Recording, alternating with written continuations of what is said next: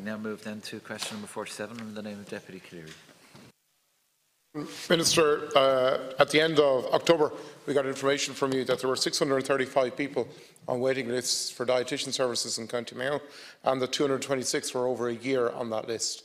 This is affecting every cohort of the population, teenagers and also older people with conditions around obesity and diabetes. I want to know what plans you have in place to address those waiting lists and what the current state of the dietitian service in County Mayo is. Deputy Calleary for the question. In line of the cross-party, all-party vision set out under Sláinte Care, we are prioritising investment in the expansion of our primary care services, including dietetics. Overall funding for primary care has increased by more than €50 million, or 6.1%, in the HSE's National Service Plan for this year. Among other things, this will enable the recruitment of additional nurses, therapists and other healthcare professionals, such as dietitians, and I acknowledge his party's role in relation to this during the budgetary process. I understand that the dietitian service in Mayo has been under particular pressure as some staff are on extended leave, while the number of referrals has significantly risen during 2018. I think there were 830 referrals in 2018 compared to 425 referrals in 2017.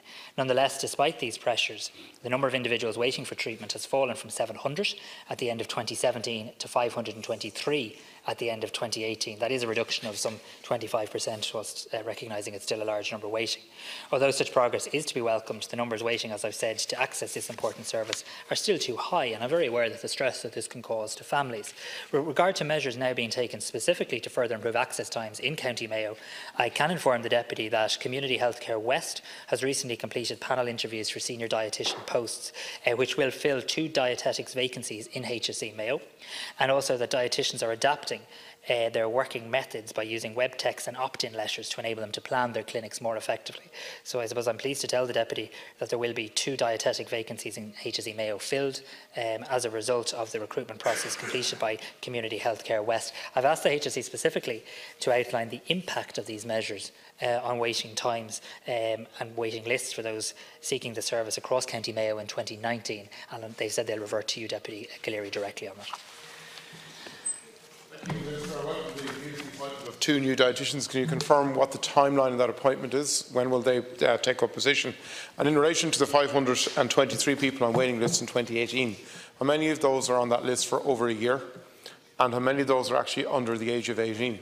And can I ask that a particular emphasis will be put into the under 18 cohort in terms of getting their treatment prioritised? Because that is causing concern to a number of constituents of mine, to parents with children with particular difficulties.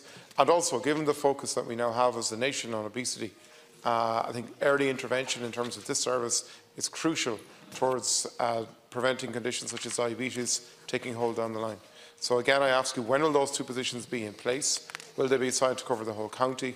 And of the 523, how many are under the age of 18 and how many are over a year? Okay, some of my statistics are not exactly in the order the Deputy asked for, but I'll get that information for him from the HSE.